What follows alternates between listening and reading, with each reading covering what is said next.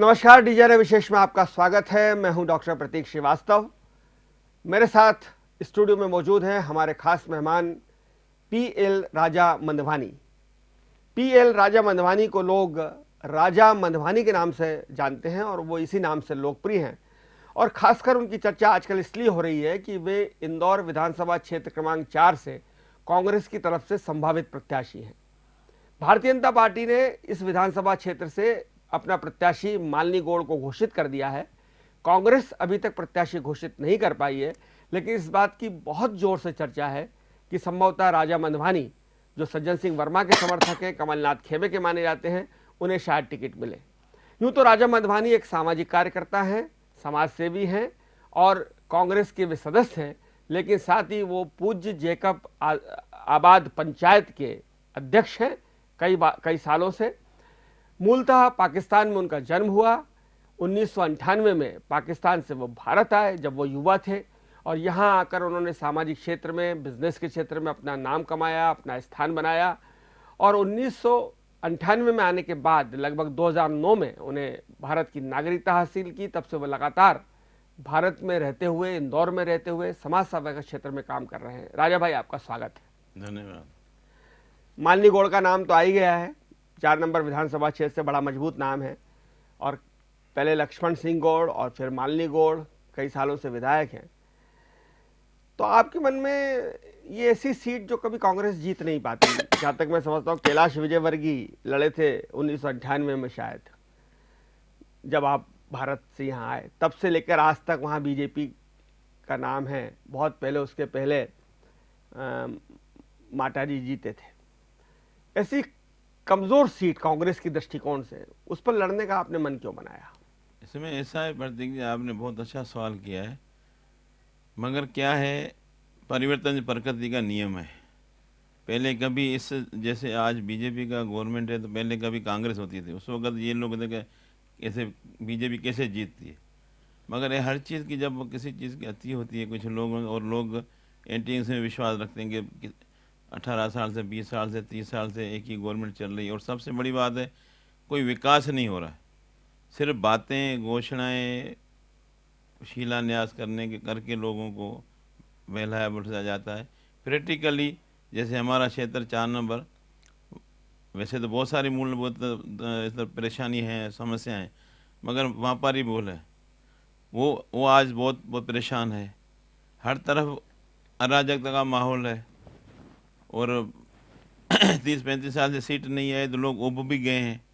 और सामने वाले की जो भी विधायक रहे, उनकी कारकर्दगी के हिसाब से देखें आप, गुंडागर्दी हैं, ये चीज़ें, वो चीज़ें, नशे का है, लेडीज़ असुरक्षित हैं, कोई सुविधाएँ नहीं है। अब हमारे क्षेत्र में ही देखें, हमारा लालबाग हमारे क्षेत्र में आता है। इतना बड़ा हमारा जगह है, ठीक है, पुरातत्व विभाग का है, हम उसमें निर्माण नहीं करते, मगर उसमें सहूलतें दे सकते हैं। वहाँ जॉगिंग ट्रैक लोग, आप सुबह कभी जाएँ तो रोड पे लोग वॉक करते हैं, जॉगिंग करते हैं, जबकि बहुत सारी ज़मीन, अगर उसको व्यवस्थित किया जाए, जॉगिंग ट्रैक बनाया जाए, हम कोई निर्माण करने की बात नहीं करें। आप हैरान होंगे प्रदीप जी, इतना बड़ा स्पॉट है, वहाँ देश विदेश से टूरिस्ट आते हैं, वहाँ एक शौचालय तक नहीं है। और वहाँ हम ऐसा माहौल देना चाहते हैं कि हम जॉगिंग ट्रैक, योगा सेंटर बनाए। ये योगा की बातें तो बहुत करना, प्रैक्टिकली कुछ नहीं होता है। जैसे शौचालय की बात बीच में बहुत सारी चली थी। मैं ये सवाल आपसे कर रहा था, या तो आपने क्षेत्र की समस्याओं की बात की, मैं सवाल ये कर रहा था आपसे कि भाई वो बड़ा मजबूत गढ़ है भाजपा का, और वहाँ हारने, कांग्रेस के जीत की संभावनाएं बहुत कम, तो भी आप एक खतरनाक सीट, कमजोर सीट चुन रहे हैं। तो आपका कॉन्फिडेंस इस लेवल पे क्या है? क्यों आपको मेरा लगता है कॉन्फिडेंस ये है कि जो मैं अपनी बात, जिस क्षेत्र में मैं समाज सेवा में तो बहुत समय से, 25 साल से मैं नारायण सेवा संस्था से, इधर लायंस क्लब के माध्यम से 2 बार प्रेसिडेंट रहा, जोन चेयरपर्सन रहा, मैं अदब की महफिल में संयोजक हूँ। मैं सामाजिक क्षेत्र पूरा जुड़ा हूँ, और मैं कभी भी राजनीति को समाज से अलग नहीं करके मानता हूँ। आदमी ये भी, हम लोगों का वोट लेके, जनता का वोट लेके हम नेता बनते हैं, तो ये भी तो हमें वो क्यों देते हैं कि हमारे आके समस्याओं का हल करेंगे, समस्याओं का समाधान करेंगे। ये भी तो एक समाज सेवा है ना। तो समाज सेवा में जो निचले स्तर में तो बहुत जुड़ा हुआ हूँ, बहुत सारा, हर जगह ये भगवान की कृपा से फेमस है कि इधर जाके राजा भैया के पास जाएंगे तो हमारे समस्या का समाधान हो जाएगा। तो उसके बाद जब ये ऐसे बातें आई, हमारे समाज की मीटिंग हुई, उसमें ये बातें आई कि हमें 4 नंबर में अपना सिंधी आदमी चाहिए। नाम किसी और का उठाया गया, मेरे से पूछा गया कि आप अध्यक्ष हैं, आप, मैंने भी उस आदमी का कंसेंट दे दी। मगर हमारे समाज के लोग बहुत उठ के खड़े हो गए, अगर सीट निकालनी है तो राजा मांधवानी को आप तैयार करो। इसने जिस तरह की सेवा करी, निस्वार्थ, पहले से आदमी में मिलनसारी होनी चाहिए, निस्वार्थ भाव होना चाहिए और अहंकार नहीं होना चाहिए। ये चीज़ें क्या, तो वो समाज ने खड़े होकर सबकी, फिर मैंने मीटिंगें शुरू करी, समझा सब। फिर दूसरे ऐसे नहीं कि सिर्फ सिंधी समाज के बल पे मैं चुनाव लड़ने आया हूँ, ठीक है, समाज का अपने का सब लोगों को अपने समाज का समर्थन तो मिलना ज़रूरी है। मगर मैं फिर दूसरे क्षेत्रों में गया, वहाँ पे चाहे ब्राह्मण हो, जैन हो, वाल्मीकि हो, बस्ती वाले हों, जो भी कास्ट के, जो जैन हो, सब ने मुझे उतना ही प्रेम दिया, क्योंकि उनमें भी काफ़ी निरस्ता आ गई थी कि 35 साल से हम हार रहे हैं। वहाँ इतना उनके साथ भेदभाव होता था जब मैं उनसे मिला, कार्यकर्ताओं से हर क्षेत्र में। तो वो भी, उनमें भी ललक नहीं, कोई मुकाबला करने का आए तो हम भी जो है ना कुछ और मेहनत ज़्यादा। वाकई इसके 30-35 साल के सूखे के बाद इतना उन्हें भेदभाव होता है कि वहाँ ये कांग्रेस वाले के घर पानी नहीं दो, ये इसको ये तो उसका ये नहीं दो, उसको प्रसाद तक नहीं दे देंगे, या ये तो कांग्रेस वाले का घर है। इतना भेदभाव होता था।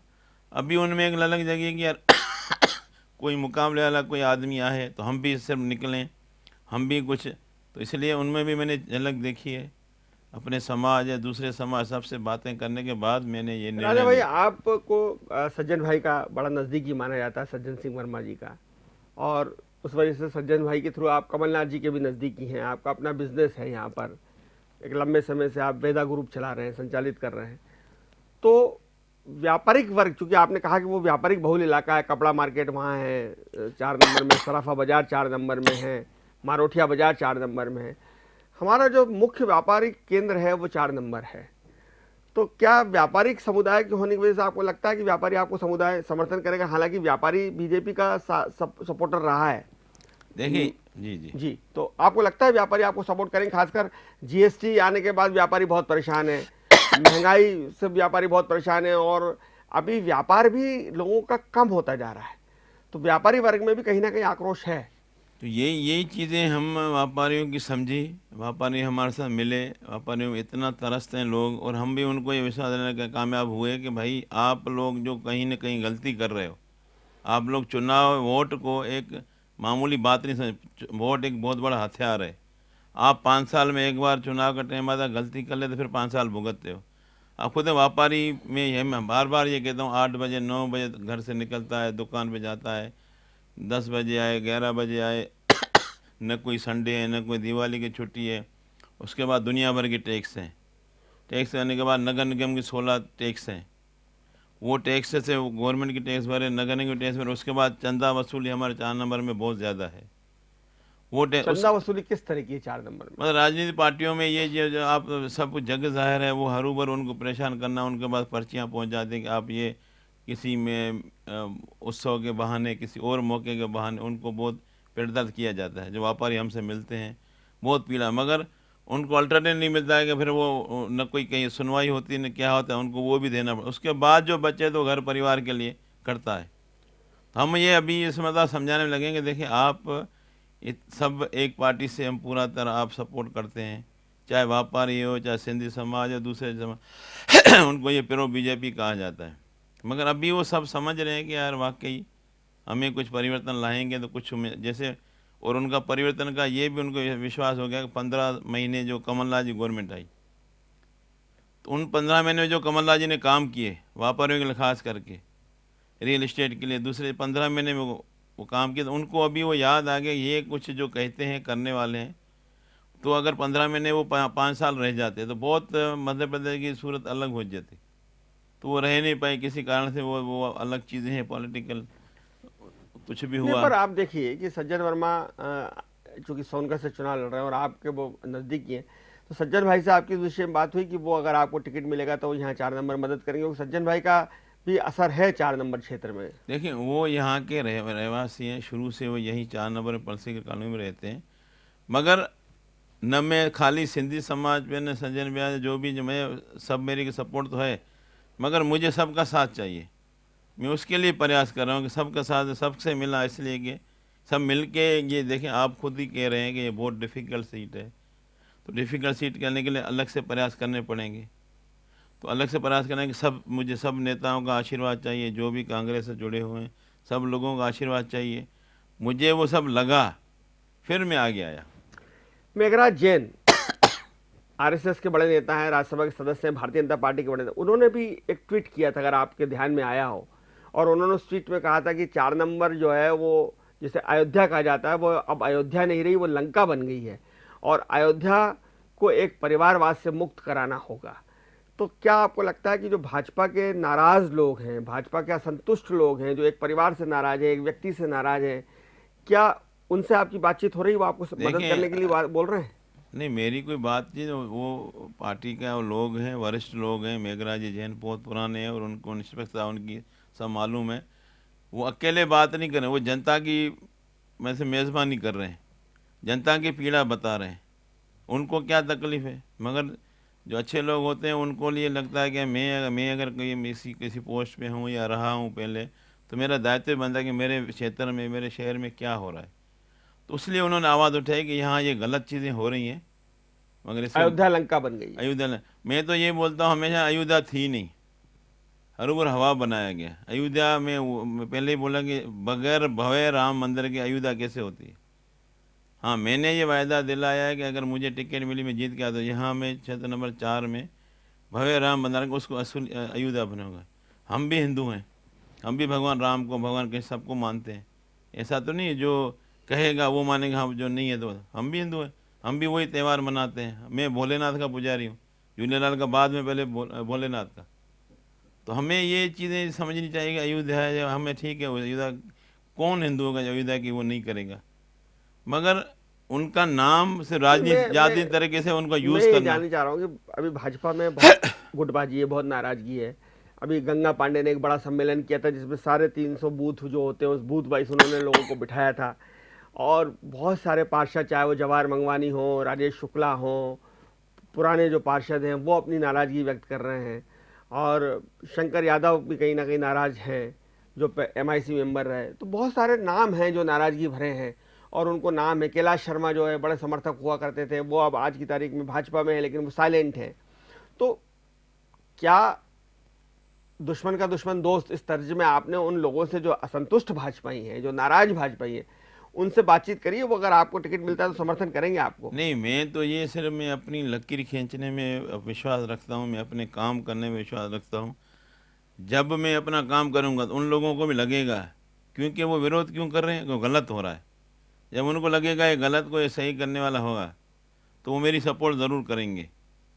जब उनको लगेगा कि आप उनको हरा सकते हैं तो वो सपोर्ट करेंगे। उनको दिखेगा। अगर मैं कोई भी आदमी लड़ने वाला होगा, अब ऐसे कोई भी खड़ा हो जाए तो उसको तो वो सब चीज़ें देखते हैं। जो विरोध वो अपने लिए नहीं कर रहे हैं, वो जनता के लिए करेंगे। जनता के लिए, जनता के साथ गलत हो रहा है, जो जिस चीज़ के लिए लोग चुने गए वो उसका दुरुपयोग कर रहे हैं। तो वो चीज़ें जब सामने आएंगी तो मुझे पक्का विश्वास है कि वो लोग मेरे सपोर्ट करेंगे। मैं जानबूझ के किसी गुटबाजी में विषय नहीं कि उनकी गुटबाजी कराऊँ, ये कराऊँ। ये क्या है, जब आदमी तरस्त होता है, क्योंकि बेचारा जनता सहन बहुत करती है, वो सहन कर रही है। जब आदमी 10 जने बोलने वाले आएंगे तो 20 जने और भी निकलेंगे, 20 जने, फिर ऐसे एक कारवां बनता है। ऐसे तो बड़े बड़े लीडर थे, आप खुद, आपको इतिहास है कि वो भी हार चुके हैं। क्यों हार चुके? जिनको ये लगता ही नहीं कि हम तो कभी भी ये हारेंगे नहीं। मगर जब जनता मन बनाती है ना तो अच्छे अच्छे किले ढह जाते हैं। किस तरह की समस्याएं, आपने कुछ समस्याओं का जिक्र किया कि लाल बाग में का आपने बताया, आप 4 नंबर क्षेत्र में घूमे हैं, तो किस तरह की समस्या आपको आती है? देखिए, बहुत सारी समस्या। एक तो सरकारी स्कूलों की आप हालत देखें, आंगनवाड़ियों की हालत देखें, लोग, बच्चे दयनीय तरह उसमें बैठे हुए हैं कि कहाँ का विकास है, वो आपको दिख नहीं रहा है, इनको नेताओं को दिख नहीं रहा है। अस्पतालों की हालत देखें, सब एमवाई पे, एमवाई के हम तो हमारे हर वार्ड, मैंने तो हर क्षेत्र में, वार्ड में हम अलग से सरकारी अस्पताल बनाए, स्कूल बनाए, जैसे दिल्ली में बने, कि लोग प्राइवेट स्कूल छोड़ के सरकारी स्कूल में पढ़ें। हमें इन मूल बात, मैं तो यहाँ तक बोलता हूँ कि आप 2-3 साल के लिए बिरजे बड़े खर्चे करना बंद कर दें गवर्नमेंट। सिर्फ जो गरीबों को, जो जब एक बस्तियों में न कोई उनके पानी मिलता है, न कोई ड्रेनेज और पानी मिल के आता है। हम उनको मूलभूत, अब न लाइट का कोई ऐसा कोई ख़ास बंदोबस्त है, न उनको रहने की सुविधा है। हम उनको दें, हम भले 3 साल के लिए बेकार हो के सारा उनको, पहले हम उनका उत्थान करें। हमारा फ़र्ज़ ये है कि हम, हर कोई ये कहते हैं संपन्न को तो हर कोई बोलते संपन्न है, जो ज़रूरतमंद है उसकी मदद करनी चाहिए। वो बेचारे वहीं के वहीं हैं। हम हमेशा नेता आते हैं 5 साल में वादे करके, लुभावने करके उनसे वोट ले जाते हैं, फिर वापस वही है। हम उनको ये देना चाहते हैं, सोचते हैं जैसे वो, मैंने तो प्लान बनाया, मैं तो चाहूँगा 4 नंबर का अलग से मास्टर प्लान बनवाऊँ कि यहाँ यहाँ क्या है, मूल ड्रेनेज है, दूसरी बात हमें जनता पॉपुलेशन के हिसाब से हमें वो सोचते हैं पानी की टैंकियाँ भी हैं नहीं है। अब देखें गार्डन हमारे हर जगह तो जगहें छूटी हैं मगर अव्यस्त हैं। छोटा सा रोड बनता है, आप खुद, हम भी रियल एस्टेट से हैं, कोई प्लान होगी भाई मालूम है यहाँ डोबरा खुदे, कॉलम खुदे, वो आज एक टेलीफोन वाला खुदाई कर रहा है, वो फिर बना रहा है, फिर 3-4 डिपार्टमेंट, उनमें कोऑर्डिनेशन नहीं है। आज 2 साल, एक छोटी सी रोड है, फिर सड़क बन जाती है, उसके बाद पानी की टेलीफोन लाइन वाले आ डलती जाते है, हैं, पानी वाले आ जाते हैं। बिजली डलती है। जबकि होना ये चाहिए कि जो भी रोड है तो 3-4 डिपार्टमेंट थे, उनके आपस में एनओसी क्लियरेंस लेके काम होना चाहिए। तो मेरे पास विज़न है ये चीज़ें में, ये आखिर पैसा, एक तो पैसा जनता तकलीफ में आती है, दूसरा पैसा भी मिसयूज़ होता है। एक आ रहा है तोड़ रहा है, दूसरा, एक छोटा सा उदाहरण दूँ, प्रेम नगर का आधा किलोमीटर का रोड था, 2.5 साल लग गए बनने में। क्या वजह है? सिर्फ ये भ्रष्टाचार की वजह से, ठेकेदार वही हैं, दूसरे को नहीं देंगे, कमीशन खोरी ज़्यादा है। तो आप जिससे कमीशन लेंगे उसको कैसे बोलेंगे आप काम खराब कर रहे हैं? और मैं तो सबसे बेहतर, कौन लेता है कमीशन? जो भी जिम्मेदार लोग होंगे, मतलब वही धारा, जो जिम्मेदारी, तो अब मेरा बेटा कुछ गलत करेगा तो मेरे पर जिम्मेदारी आएगी ना।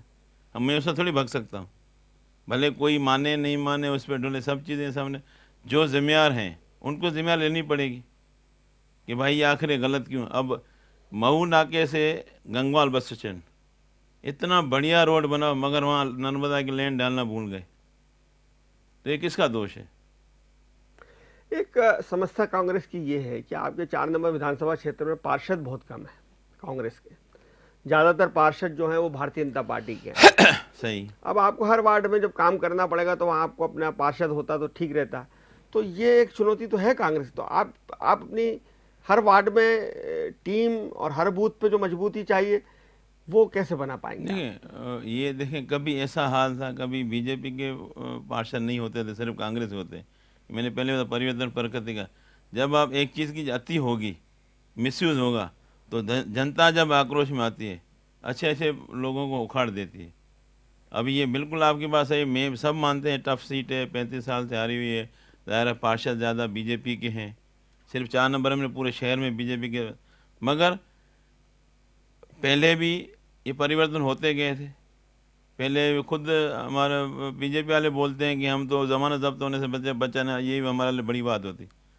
आज वो जीते हुए हैं, तो ये कैसे चेंज हुआ?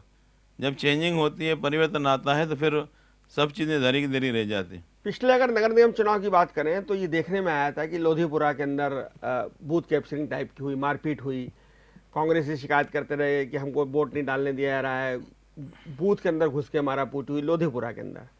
द्वारकापुरी में इस तरह की बहुत शिकायतें आई, प्रजापति नगर में इस तरह की बहुत शिकायतें आई, उधर छतरीपुरा में बहुत तरह की शिकायतें आई, छतरीबाग में आई कि भाई वहाँ एक तरह की बीजेपी की इतनी दबंगाई रहती है बीजेपी की, कांग्रेसी भाग जाते हैं बूथ छोड़कर, और वहाँ पर बीजेपी का एक तरह से माहौल बन जाता है, कब्जा हो जाता है और बीजेपी अपने मन चाहे परिणाम ले लेती है। तो जो कांग्रेस का उम्मीदवार होगा 4 नंबर से, आप हो या कोई और हो, उसके सामने एक बड़ी चुनौती ये भी रहेगी कि वो शासन, प्रशासन और साथ में बीजेपी की दबंगता से कैसे निपटेगा। वो पर्सनल टीम, वो लड़ाकू टीम क्या आपके पास है? ये बिल्कुल सही बात है। ये जब से हमें मालूम है कि ऐसा बूथ कैप्चरिंग, ये मिसयूज, डराना, धमकाना, टेबल नहीं लगने देना, एजेंट को भगा देना, ये सब चीज़ें हमारी नॉलेज में हैं।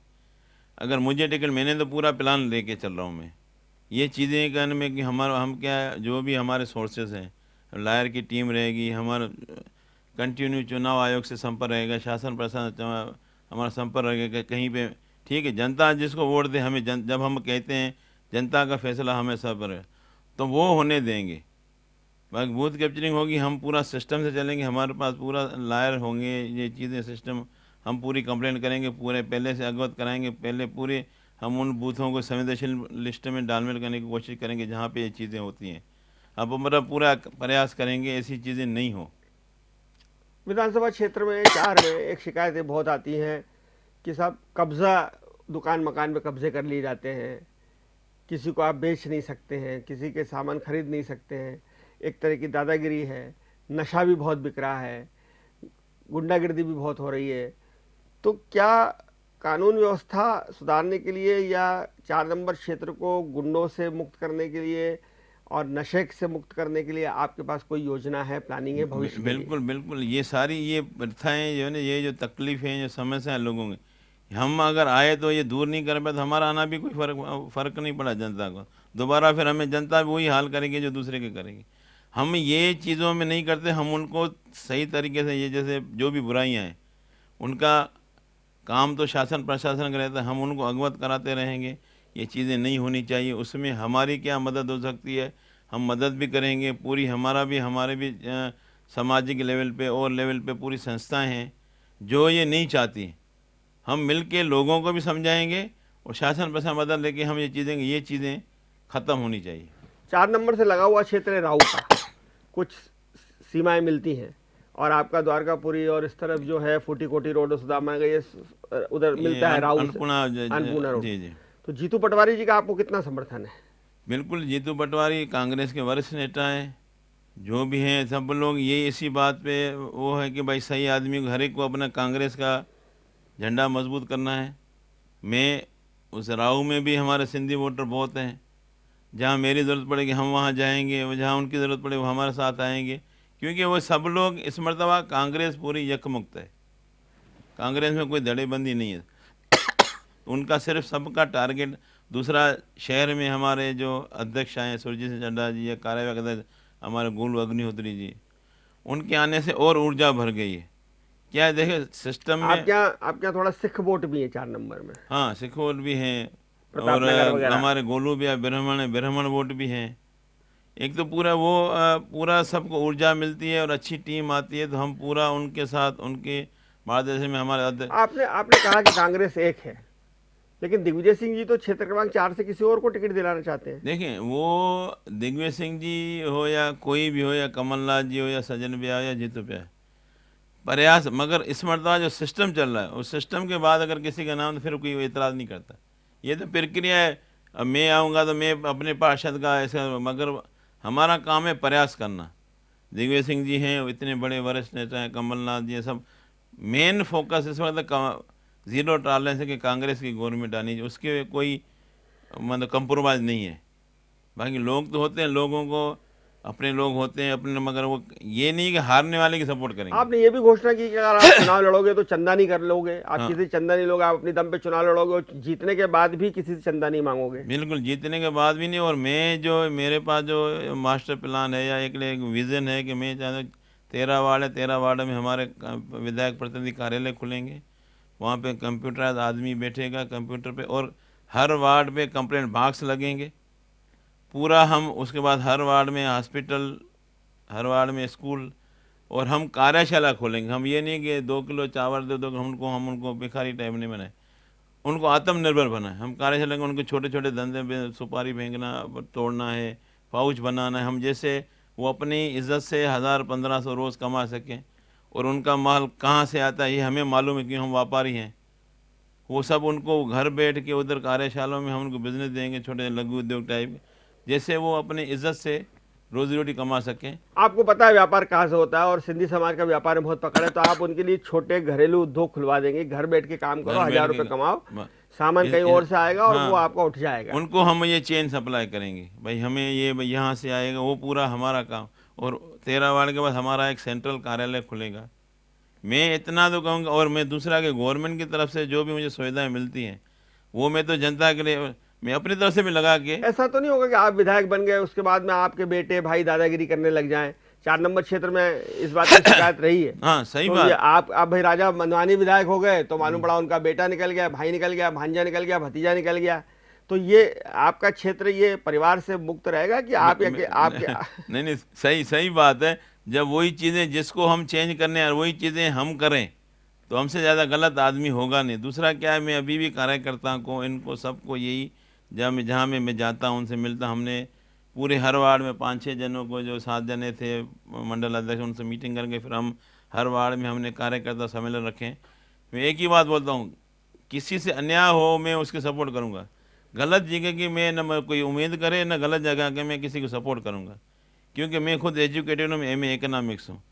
यही चीज़ें अगर मैं ही करने लगा तो फिर मेरा इसमें आने का, मैं कोई कमाने या मैं कोई इसमें नहीं आ रहा हूँ। मैं सिर्फ क्या है, आपको प्रतीक जी, मैं इतना वशु आपके चैनल के माध्यम से मैं सारी जनता को मैं सेवा करने के लिए आ रहा हूँ।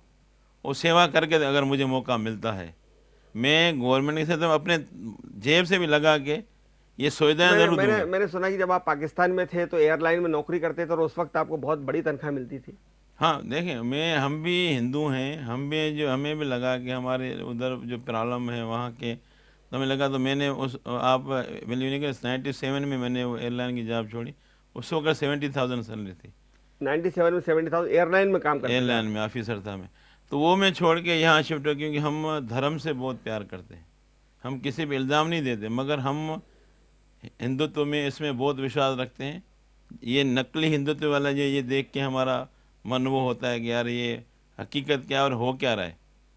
हमारा धर्म बहुत महान है। वहाँ आप पे दबाव बना होगा कि आप धर्म परिवर्तन कर लें पाकिस्तान में? नहीं, हमारे पे तो नहीं बना, मगर कुछ चीज़ें ऐसी होती हैं नहीं, वहाँ। वहाँ के लोगों पे ये शिकायत आती है, हम हाँ, पढ़ते हैं कि वहाँ हिंदुओं को कहा जाता है कि आप मुस्लिम बन जाएं, धर्म ये परिवर्तन कर लें। ये प्रेशर रहता है, मगर हर जगह नहीं होता। फिर भी मैंने सब सोचा कि मैं एजुकेटेड हूँ, तो मैं अपनी फैमिली को ऐसे फिर यहाँ पे आने के बाद मैंने और लोगों को नागरिकता दिलाने में बहुत मदद करी। यहाँ का एक सिस्टम है कि आप जब आएंगे तो 7 साल के बाद आप नेशनलिटी मिल सकती है। इसलिए मैं 98 में आया, तो मुझे 2005 के बाद नेशनल 2009 में मिल गई। 2-3 साल प्रोसेस देते हैं हम पूरा, उसके बाद फिर वोटर कार्ड बनते हैं, उसके बाद हम लड़ सकते हैं, जो भी चुनाव, वोट भी दे सकते हैं, लड़ भी सकते और हैं। आपने कितने लोगों को नागरिकता दिलवाई पाकिस्तान से यहाँ पर, सैकड़ों हज़ारों लोगों को, हमने पूरी टीम थी हमारी, जो मदद करती थी? हाँ पूरा हम वहाँ जाते थे। हम जहाँ ज़रूरत पड़ती, सांसद शंकर ललवानी आपके समाज से, वो मदद करेंगे शंकर चुनाव में ललवानी आपको? नागरिकता में मदद करी, सज्जन सिंह वर्मा जी नहीं, ने। चुनाव में मदद करेंगे आपको? वो भी सिंधी हैं नहीं, आप। देखिए पार्टी अलग है, वो पार्टी अलग है, हर एक को अपने पार्टी का वो सिद्धांत लेके चलना ये पड़ेगा। अंदर खाते मदद कर दें? नहीं, अंदर ऐसा तो हमें उम्मीद नहीं है, और वैसा कुछ होगा भी नहीं, क्योंकि देखें उनकी अपनी पार्टी है, उनका अपना सिद्धांत, हम अपनी पार्टी से अपनी बात करेंगे। ये चीज़ें मैं क्या है, ये चीज़ें हटाने, भले मैं हार जाऊँ, कुछ भी हो जाए, मगर सिद्धांत से वो कम्प्रोमाइज, और मैं सेवा करूँगा, ये मेरा उद्देश्य चुनाव है। हार जाओगे तो भी सेवा करोगे? बिल्कुल सेवा करेंगे। ऐसा तो नहीं कि वो चुनाव हार गए फिर अपने धंधे पानी देखिए, में लग गए, भूल गए 4 नंबर चुनाव को? में प्रतीक जी, मेरा ट्रैक रिकॉर्ड देखें, मैंने 2003 में नारायण सेवा संस्था उदयपुर में खाना खा रहा था घर पे, तो स्कूल में देखा कि उधर वो विकलांग बच्चे दिखा रहे थे। उस वक्त तो मैं राजनीति में नहीं था। मैंने जब देखा तो वहाँ फ़ोन किया कि वहाँ कैलाश मानव अग्रवाल जी खुद इंदौर आए, मेरे घर पे आए। मैंने बोला, मैं बहुत भावुक हो गया था। फिर मैंने उनसे बोला कि ये ऐसा फिजियोथेरेपी सेंटर मैं इंदौर में खोलना चाहता हूँ अपने माता पिता की स्मृति में। उन्होंने ये बोला कि राजा भाई, एक हमारे साथ एक बार आप उदयपुर चले। वहाँ तो कोई सिंधी या कोई ऐसे थी ना, वो तो पूरा सामाजिक और सारी जनता का वो है। तो वहाँ उन्होंने फिर लैपटॉप पे मुझे दिखाया, तो हज़ारों बच्चे वहाँ, उनका सिस्टम है कि उनको लोग गोद लेके फिर उनका ऑपरेशन कराते हैं। तो जब वो देखा तो मेरे होश उड़ गए कि बोल वाला, आप हॉस्पिटल बनाओगे, कब बनाओगे, कब बनेंगे, इनको तो अभी ज़रूरत है दानदाताओं की। फिर मैंने, आप यकीन कर, बहुत उस टाइम पे वो होता है, गर्व भी होता है, हंसी भी आती है। जब मैंने उसे पूछा कि मानव जी इसका पैकेज का सिस्टम, बोला 3 बच्चों के 5,000, 5 बच्चों के 10,000, ऐसा कुछ उनका पैकेज। मैं सबसे बड़ा पैकेज कौन सा, बोला 521 बच्चों का 7.5 लाख रुपए का। तो आप हैरान होंगे, उस वक़्त मेरी टोटल संपत्ति 22.5 लाख करीब थी, तो मैंने 7.5 लाख उनको डोनेट किए। आज कितनी संपत्ति है आपकी? भगवान सब अच्छा है, सब मेहनत करिए और सब बिजनेस करें, सब चीज़ें मैं सेटिस्फाई, मैं बहुत संतुष्ट हूँ। जो कुछ है मैं उसमें संतुष्ट हूँ। मैं कुछ ज़्यादा हाव भाव उसमें नहीं, मैं चाहता हूँ कि ये मुझे चाहिए वो चाहिए, मगर फिर भी जो कुछ है मेरी हैसियत से कहीं ज़्यादा मुझे भोलेनाथ ने दिया है। मैं बहुत संतुष्ट हूँ। सिर्फ मेरा अभी सवाल ये एक कि की बस। आप चुनाव हार गए तो भी आप क्षेत्र में सक्रिय रहेंगे, कांग्रेस के लिए सक्रिय रहेंगे और काम करते रहेंगे? हाँ, वो मैं इसलिए बता रहा था कि ये मैं तो 25 साल से मैं समाज सेवा में हूँ। मैंने, आप पहले एक पेपर होता था लोकसभा में, उसमें मैंने पढ़ा, मतलब ये 10 15 20 साल पहले की बात, कि एक आदमी का बच्चे कान की ऑपरेशन नहीं होने की वजह से वो मतलब सुन भी नहीं पा रहा था, बोल भी नहीं पा रहा था। तो उस वक़्त मैंने अपने उस वक़्त लायंस में था, लायंस के साथ पहुंच के मैं उनके पेपर में ऑफिस में गया। ये बच्चा कौन है? वो सोनी लड़का था। वो स्कूल से उसको निकाल के, वो सुन भी नहीं पा रहा था, बोल भी नहीं पा रहा था। तो मैंने उसकी 50,000 की ऑपरेशन हाथों हाथ करा दी। मतलब कहने का मतलब है ये तो मैं शुरू से ही कर रहा हूँ। ये नहीं कि अभी मैं राजनीति आने के बाद ये मैं करूँगा या अभी मैं अपने वोट के लिए करूँगा, मैं तो करता रहूँगा। भगवान जब जब तक मुझे और मेरे को उसी ने इतना दिया है कि मैं जितना करूँ कम है, और मैं फुल संतोषी हूँ। और आगे ये तो वायदा है, चाहे मैं पार्टी में रहूँ, हार जाऊँ, जीत जाऊँ, जो भी है, समाज सेवा तो करता रहूँगा। बहुत धन्यवाद राजा भाई आपका। राजा मंधवानी जो क्षेत्र क्रमांक 4 से कांग्रेस के संभावित प्रत्याशी हैं, दावेदार हैं, वो कह रहे हैं हार जीत चुनाव का परिणाम जो भी हो, वे क्षेत्र क्रमांक 4 में सक्रिय रहेंगे, लोगों का काम करते रहेंगे, लोगों की सेवा करते रहेंगे, और उनका कहना है कि सामाजिक कार्य करना उनका शौक है, वे ज़रूर करेंगे। साथ में वो ये भी कहते हैं कि क्षेत्र क्रमांक 4 की जो समस्याएं हैं उनसे मौका मिला तो लोगों को ज़रूर मुक्त कराएंगे, चाहे वो परिवार की दादागिरी हो, चाहे वो गुंडागिर्दी हो, चाहे वो नशे की बढ़त हो, उन सबको दूर करने की दिशा में वो काम करेंगे। और सबसे बड़ी बात, वो लोगों को रोजगार देंगे, क्योंकि वो व्यापार क्षेत्र से आते हैं, सिंधी समाज से आते हैं, और उनके पास कनेक्शंस हैं, लाइंस हैं, वो बता पाएंगे कि किस तरह से आप घर बैठे 1,500 रुपये कमा सकते हैं। देखते रहिए DJNR न्यूज़, खबरों का सिलसिला जारी है, जारी रहेगा। नमस्कार।